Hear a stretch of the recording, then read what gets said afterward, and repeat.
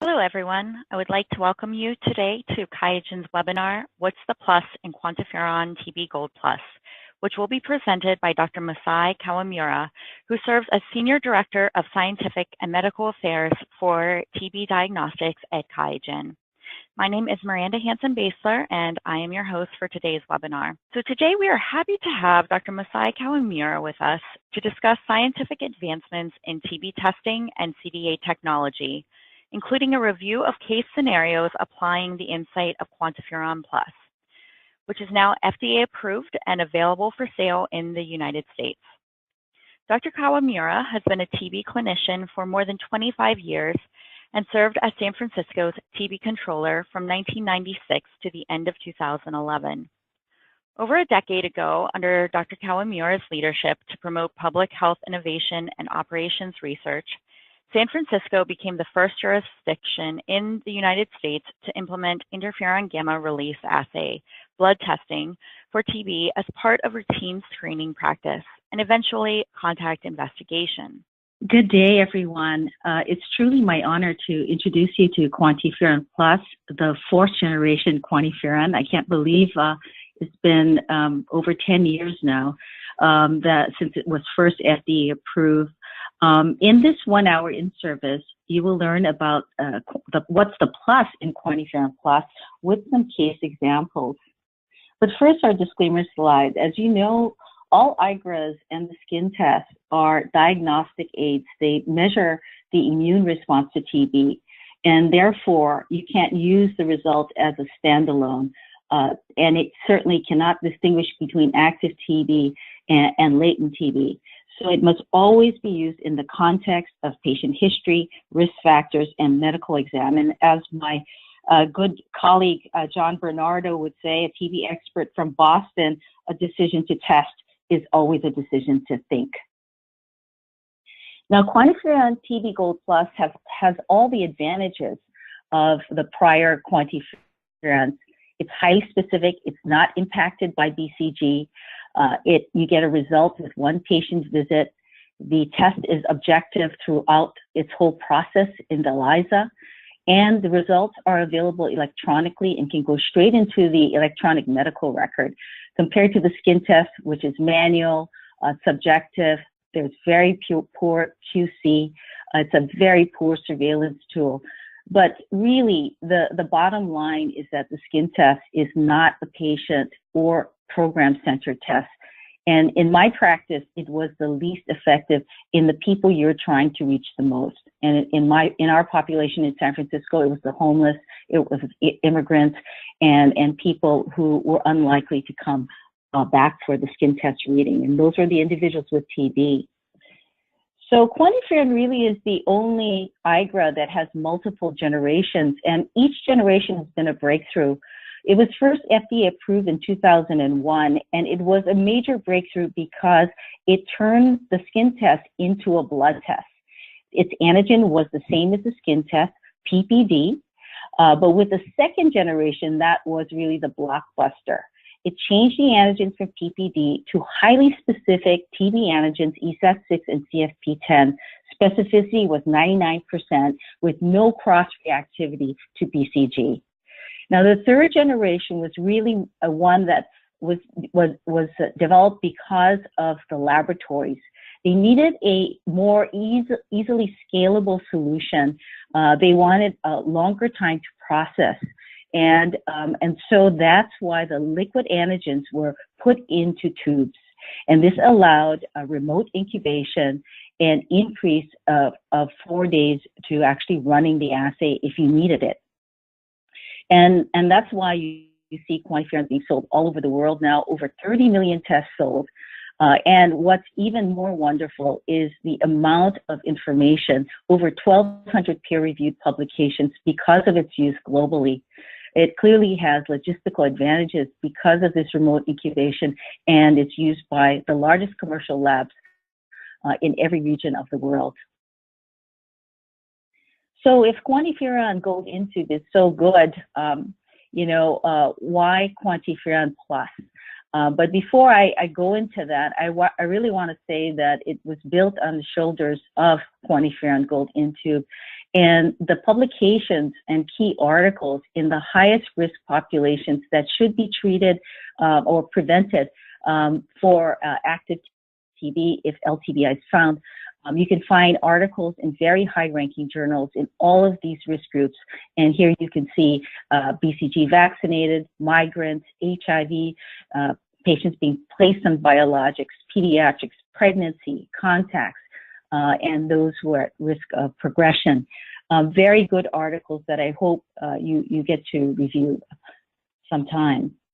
So why did we decide on improving an existing test that works so well? Well, customers actually wanted more. And there are always, no test is perfect. And what they really wanted was they wanted to maintain the high sensitivity and specificity, but they really wanted improved performance in high-risk groups, like the immunocompromised who are on immunocompromising drugs, particularly in individuals who are HIV infected. And so they also wanted a test that could provide more clinical information.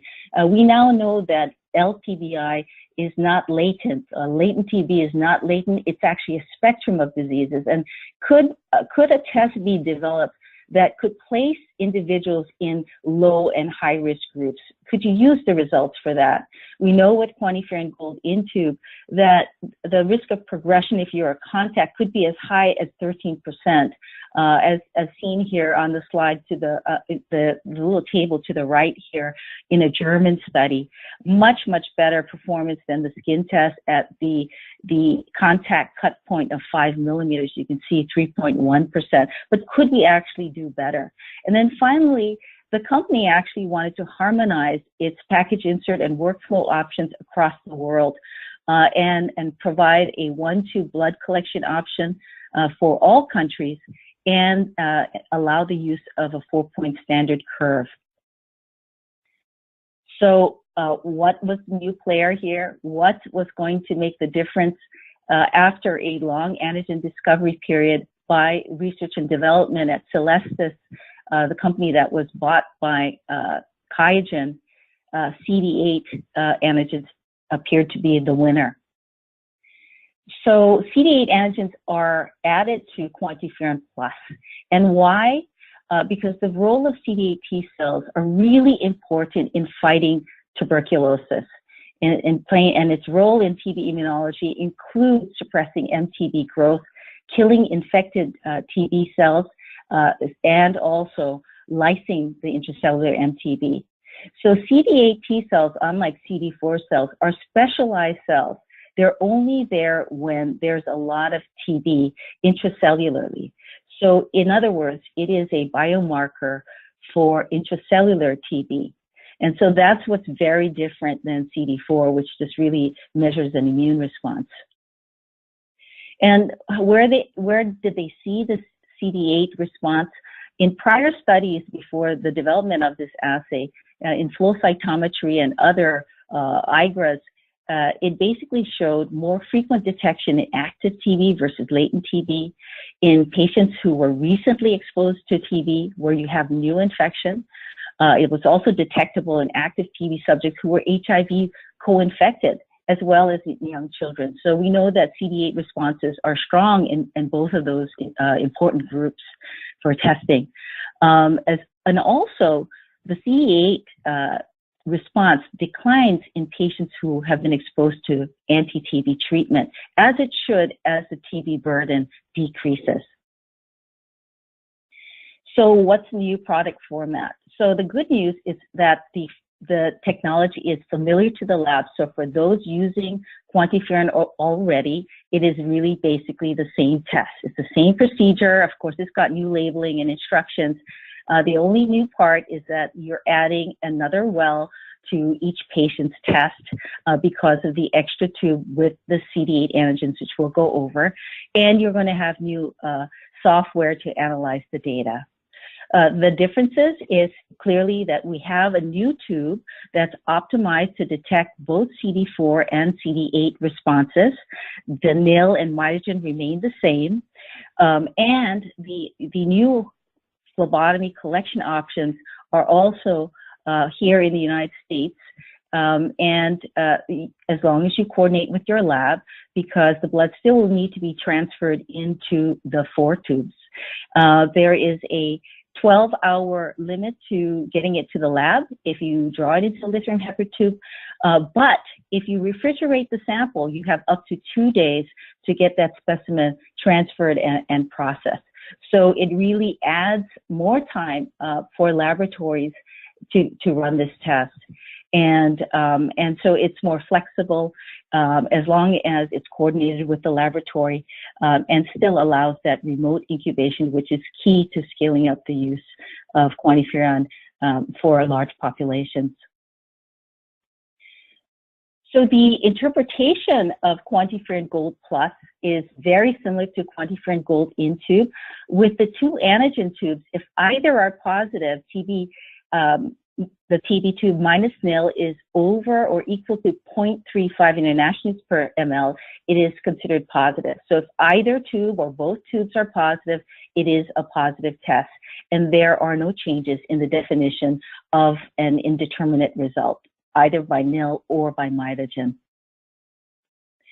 So I think the key question is, why the 4 tubes?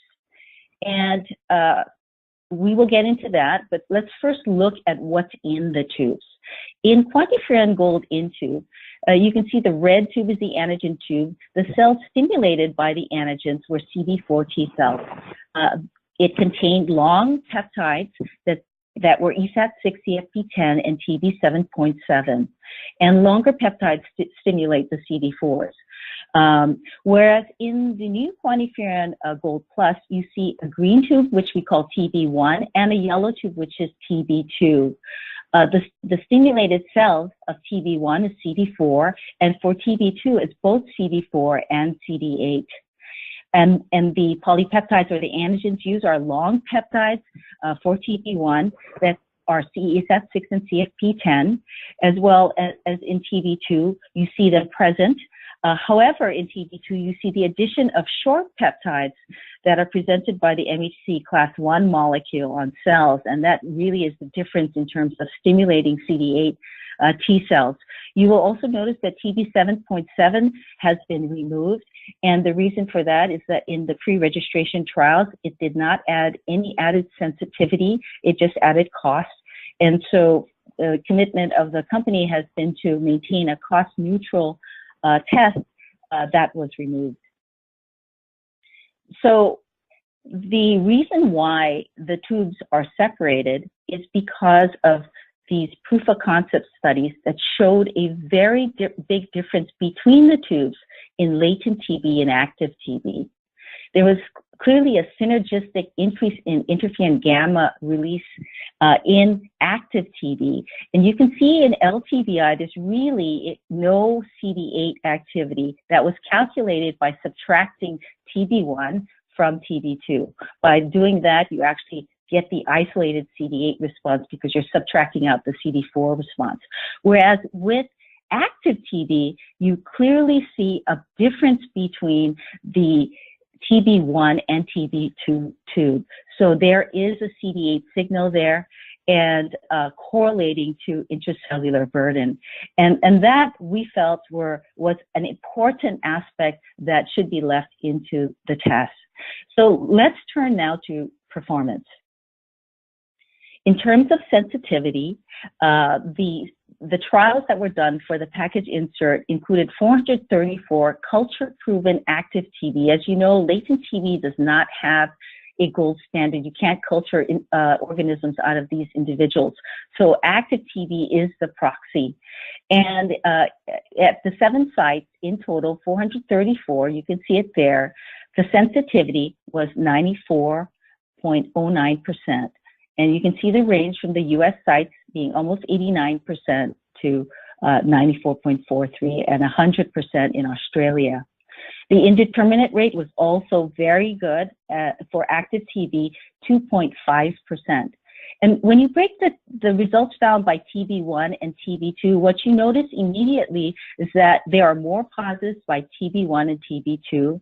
And actually, these 9 positives were only, of course, positive in TB2, including 3 that would have been indeterminate by TB1.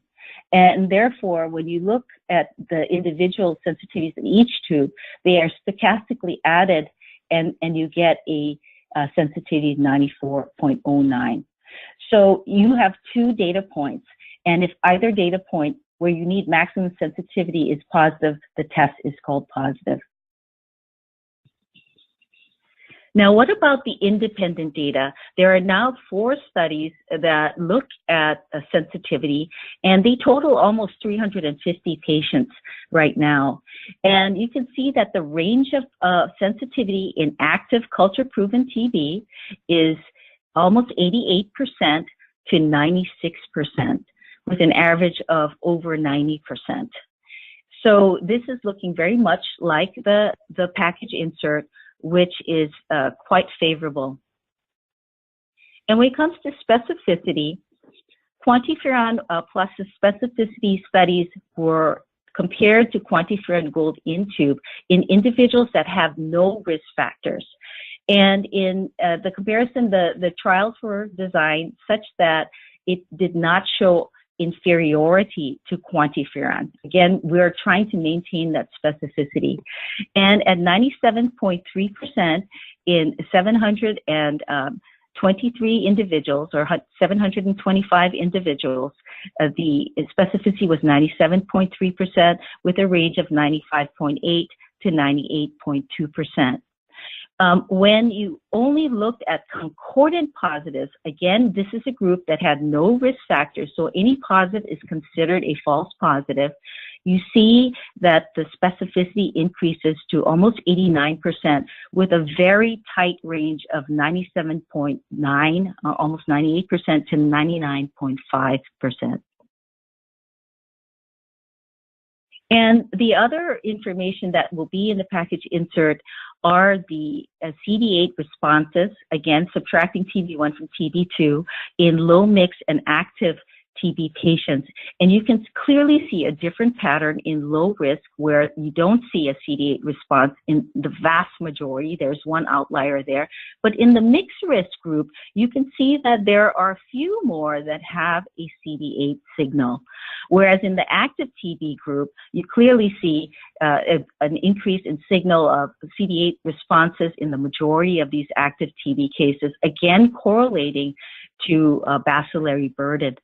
And so the big question becomes, who are these individuals with CD8 signals in individuals that have mixed risk?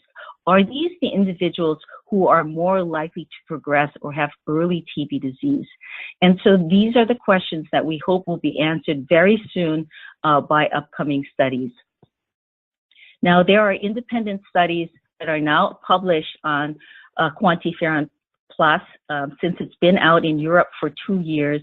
And you can see that there are at least 12 studies now, and there are more coming this year.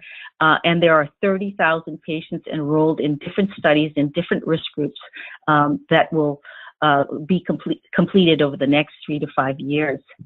I've broken down the studies by area, sensitivity, specificity, contact investigation, HIV, treatment monitoring, and laboratory precision. These are all the early studies, and I already went over sensitivity with you. There's a specificity study that I will go over with you with the cases. In terms of contact investigation and HIV, I will go in depth with that. Just very briefly on treatment monitoring, a very small study was published in the ERJ by Kamada in 38 patients, showing that the CD8 response decreased through the end of treatment, unlike the CD4 response, which decreased only in the first half.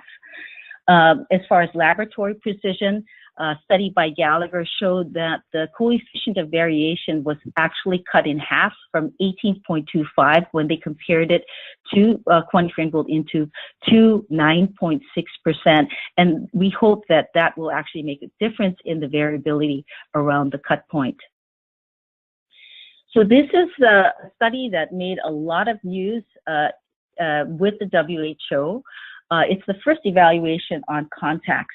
And they started off with 119 individuals who were skin test positive by the standard cut point of equal or over 5 millimeters. The average age was 9. The majority were non-European born, but the majority were BCG vaccinated. They also included 11 immunocompromised individuals who were HIV positive or had or was on other drugs that immunosuppress them, and they used the standard guidelines for evaluation. So they start off with 190, and they were tested with QuantiFERON and QuantiFERON Plus, and you can see that immediately the number of positives were cut in half by QuantiFERON. However, with QuantiFERON Plus, there were 12 that were positive by QuantiFERON Plus and negative by QuantiFERON. Let's take a look at these discordants. Now, all but one of these discordant results, meaning QuantiFERON Plus positive, QuantiFERON Gold into negative, had strong skin test responses of over 10. So possibly these were individuals that were missed by QuantiFERON Gold into.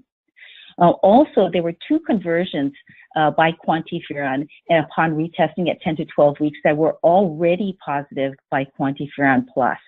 But you know, we're just comparing results here, and a stronger form of evidence is really looking at the risk of association to contacts. And QuantiFERON Plus, I'm happy to say, showed a stronger risk association to both aggregate exposure time and proximity to the index case. And the odds ratio you can see there for QuantiFERON, which showed strong association as well, was 6, but more than double for QuantiFERON Plus, 14 for aggregate exposure time.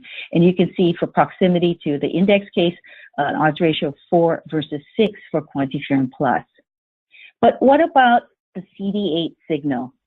So Barcellini and colleagues subtracted the TB1 from TB2 and included values that were over 0.6 international units per ml. They used this value to avoid any kind of variability around the cut point. So if you had a value of 0.6 international units or over, that was considered a significant CD8 response.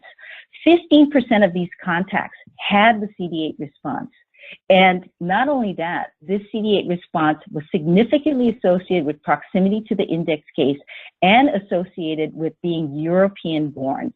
That's the equivalent of being US born in a contact investigation. These are individuals who are more likely to be infected than those who are not European born, because these individuals come usually from high endemic countries that have a lot of TB.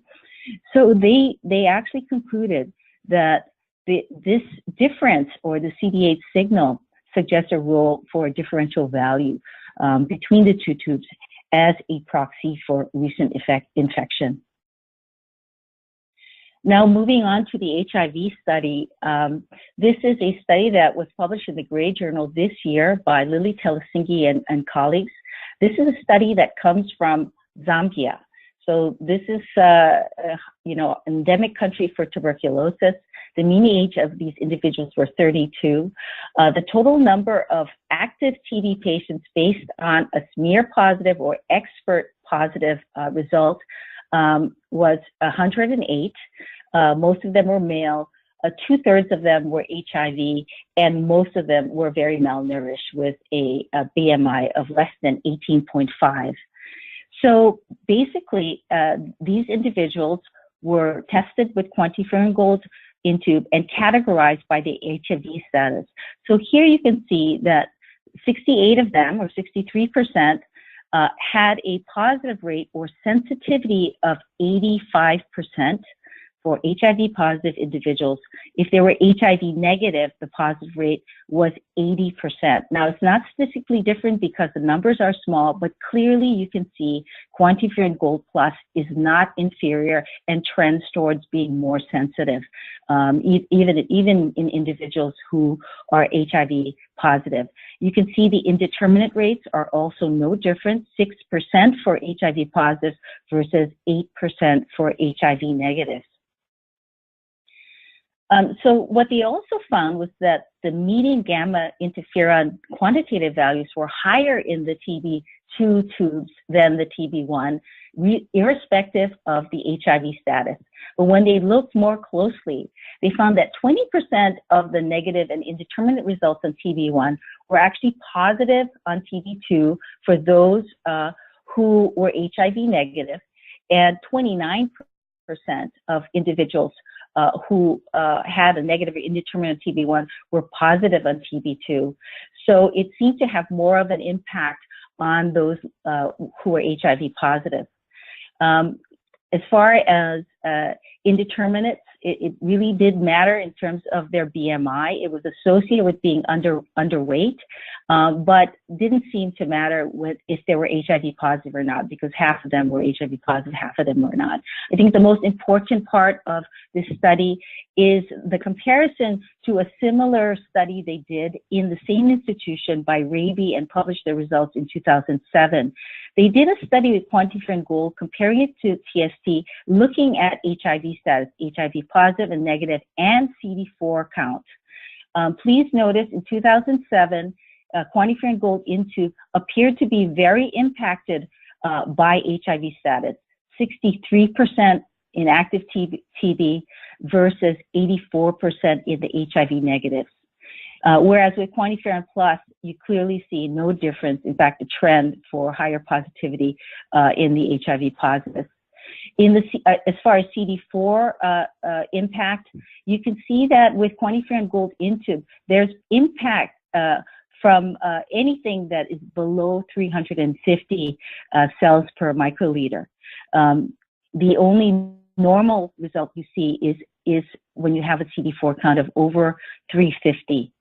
Whereas with QuantiFERON Plus, you really don't see any impact on the sensitivity unless the CD4 count is less than 100. That's a very different picture here and very promising for QuantiFERON Plus. And in terms of looking at the relation to bacillary load, Petricciulli just published this article in tuberculosis, and they looked at a range of individuals, healthy donors, LTBI, cured TB, microbiologically confirmed TB, and clinical TB, culture negative TB, and looked at the different responses. And basically, they were only found, the TB2 responders were only found in active microbiologically confirmed TB. The lack of TB2 responses in LTBI and cure TB, they concluded that it suggested a loss of CD8 response. And only the TB2 responders were associated with radiologic severity and mycobacterial load. So again, the CD8 response does seem to correlate with intracellular burden, which is an important aspect in interpreting the data. So I'd like to now switch to some cases. And so let's start off with a case, and I'm going to use this all in the context of the new ATS guidelines. The first scenario is in a contact investigation where you have the result that TB2 is higher than TB1, and I'm asking the question, does this mean anything? So this is the case of a 12-year-old US-born female whose father has active pulmonary TB, and the results are cavitary, meaning he's got a lot of TB organisms. Each cavity has millions to billions of organisms. This individual is probably anorexic with chronic anemia, but otherwise has no cough or any symptoms, does not report weight loss or fever. Did note she had a cold 2 weeks ago. She's a ballet dancer with no recorded medical problems, a normal exam, including lymph nodes and lung exam. She is tall, 5'4", weighing only 91 pounds. The BMI is 15.6, a signal that she's undernourished. She had no prior TB testing, but her mother and brother have a positive QuantiFERON. This is a positive result because the TB2 is positive, even though the TB1 tube is negative. And so she got a chest x-ray. And the chest x-ray showed a small lower lobe infiltrate with an effusion. So again, we're asking the question, does the TB2 being higher than TB1 mean anything? So if we look at the ATS CDC guidelines, they categorize patients into 3 groups: likely to be infected, high risk of progression; likely to be infected, low to intermediate risk of progression; or unlikely to be infected. And there are different cut points for the skin test here. She could fall into this group or into the yellow group. But if you believe that her malnutrition puts her at high risk of progression, then she falls into this orange group. Now, please pay attention to the instructions here. They consider dual testing, where a positive result from either would be considered positive. Okay, and so she could fall into either group. And the rationale for repeating a test if the first test is negative is to maximize sensitivity. And the panel felt that it was an acceptable trade-off because the consequences of missing TB infection really exceeded the consequences of inappropriate therapy or not giving treatment. And so in her case, she had one of the tubes positive, and it's called a positive. You do not need to repeat the test. Now, I just wanted to point out that the Barcellini study on contacts was noted by the WHO. It's the only notation to an IGRA by name, QuantiFERON TB Plus, and they noted that this study may indicate the CD T cell response, identifying individuals at greatest risk to progression for active TB. And remember, I'm showing this again, those with the CD8 signal had higher association to proximity of the index case. And like this patient, she was US born, not European born. I also want you to pay attention to quantitative values because they are having a more important role. And in this important recent study on infants that were up to 2 years old, this is a vaccine trial that was published by a Stanford researcher in the Lancet recently on 2,512 healthy babies. This is a vaccine trial. All vaccine trials include QuantiFERON, and they use QuantiFERON to enroll individuals into this vaccine trial. All of these babies were QuantiFERON negative to begin with, and half of the cohort got the MVA85A experimental vaccine and then were retested later after vaccination. Unfortunately, both groups had a 7% conversion of their test to positive, and there was no difference between the placebo and vaccinated arms. So the vaccine failed, but what they did notice after following these converters for another year was that the babies that had a quantitative value over 4 international units per ml had an extremely high rate of disease, unlike the babies with a lower value of less than 4 international units per ml. And also important, the negative predictive value here was actually 99%. So getting back to our 12-year-old who had the discordant positive and a strong CD8 signal, as well as an abnormal chest X-ray, we would say that with these findings and exposure to an active TB case, these findings are consistent with recent infection and or disease, and that's based on the chest X-ray. The positive results should be taken at face value. No retesting is needed, even if those results internally may be discordant. And then finally, does the TB2 response mean anything. Please note that the subtraction of 0.34 from 2.5 is over 2.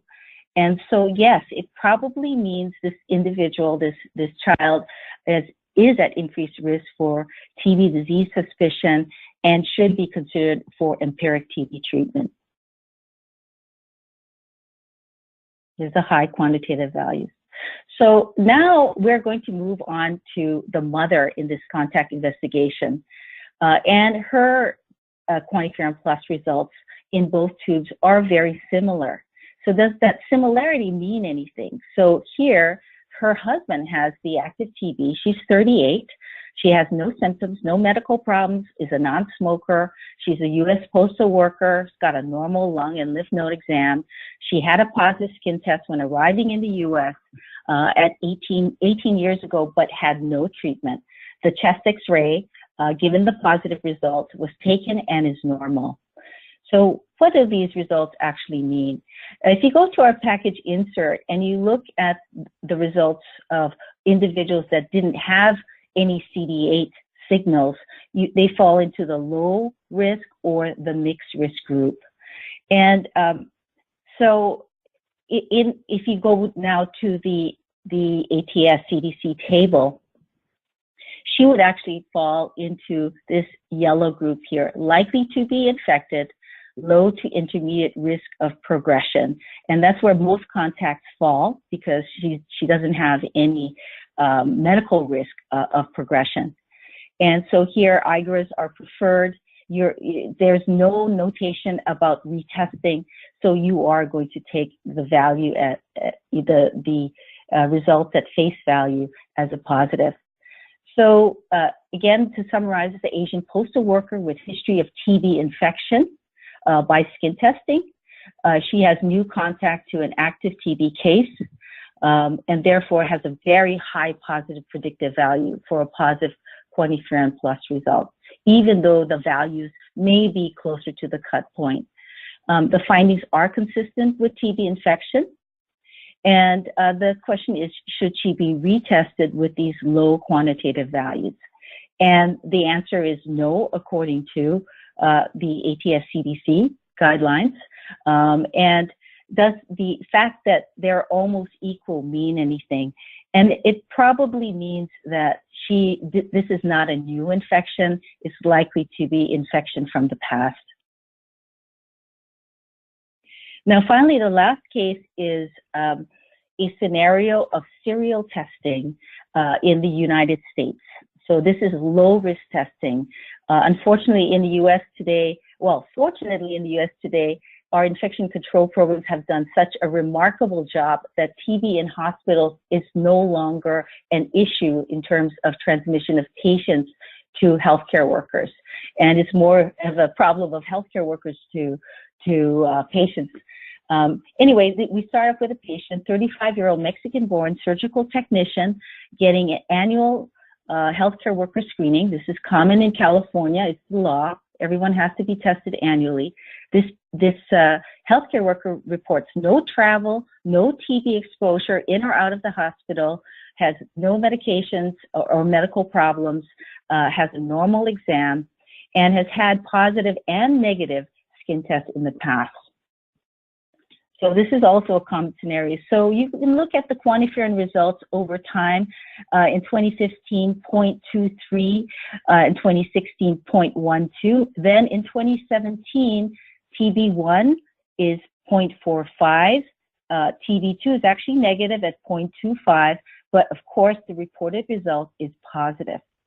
Now, they followed the ATS guidelines, and therefore they had a second set of results, and you can see that both tubes now are under the 0.35 cut point, and the result is negative. Okay, so what's going on? When you look at all of these results, you immediately notice that these quantitative values are not zero. They're actually close to the cut point. And if we go to our ATS guidelines, let's see if the instructions are followed appropriately. the patient actually falls into this category, unlikely to be infected because of the prior negative results. And what they recommend here is if you have a positive result that is unexpected, where there is no exposure, you should repeat or dual test where you're going to take that negative result as the valid result. And if you look at the footnote here, it says performing a confirmatory test following an initial positive result is based on the evidence that false positive results are common in individuals who are unlikely to be infected. Okay, and that's also based on prevalence. Any test, even if it's 99% specific and sensitive, will work poorly in individuals that really have no risk for TB. And so the second test is really a test for confirmation. Okay, so Stanford University published their results this year in the Journal of Clinical Microbiology. The authors are Moon and Niaz Banay, and they sought to compare QuantiFERON to QuantiFERON Plus, and they wanted to see if QuantiFERON Plus would reduce the need to repeat testing, and this would be based on a conservative definition of QuantiFERON Plus, requiring that both TB1 and TB2 are concordantly positive. So they enrolled prospectively almost 1,000 healthcare workers using both QuantiFERON and QuantiFERON Plus, and they obtained risk factor questionnaires. 626 of these healthcare workers had absolutely no risk factors. Here are the results. First thing you notice is that there was very good agreement of 95.6% with a kappa of 0.57.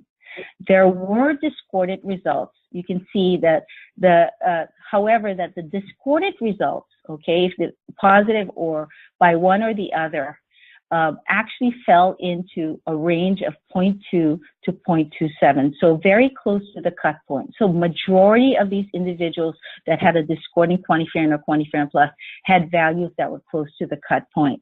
The positive rate for QuantiFERON, and this would be considered the false positive rate, was 2.1% and 3% for QuantiFERON Plus.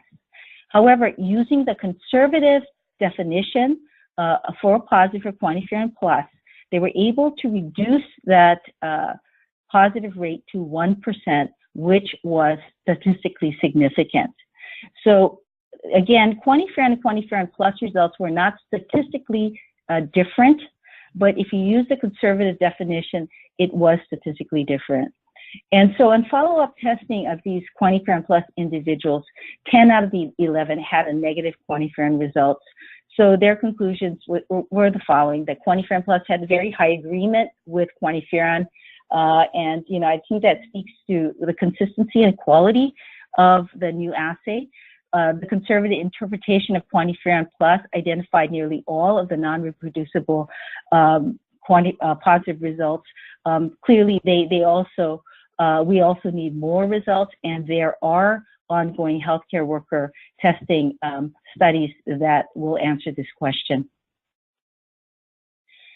So the 2016 ATS guidelines for this particular patient, just to sum up, was followed.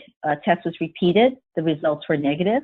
If you follow the ATS guidelines, the first test was likely a false positive test, so you would accept the negative result. If you use a conservative definition, like Stanford did, you would have also called this a negative result. But the fact now is that you actually have 5 results versus 5 negative results versus 1 over time. And I've lined them all up, and you can see that they're not statistically significant from each other. They're closer to the cut point, and you have this one that has gone over the line. But having 5 negatives to 1 positive, is evidence that the result is a true negative and can give you more confidence in managing that patient. So in summary, QuantiFERON Plus is the latest evolution of QuantiFERON technology. It's really basically the same test principle procedure with some new options for the laboratory in terms of drawing into a single tube. The accuracy and reproducibility is excellent. It's non-inferior to QuantiFERON, clearly. And with the CD8 T-cell technology that is optimized to detect both CD4 and CD8 responses, I believe that this will help providers manage their patients. More information is always better for patient care, and it provides a more comprehensive view of the immune response to TB infection. And so far, the independent research in all of those study areas show the CD8 correlation to new infection and burden of TB. And so it's really playing out to look like the studies that were done before the assay was developed. So QuantiFERON Plus is really setting a new benchmark in TB infection testing. I know researchers in Europe and the US are very excited about looking at CD8 responses. As I mentioned before, the performance is being studied in multiple groups, but this is a disclaimer at this time because QuantiFERON Plus is still new in the world, and that its performance has not been extensively evaluated in HIV transplantation and other immunosuppressive conditions and in young children. But those studies are coming up. Studies with QuantiFERON Gold into in all of these categories are very, very good, particularly in pregnant women. And so I'd like to end here with 12 minutes for discussion and questions. Thank you very much.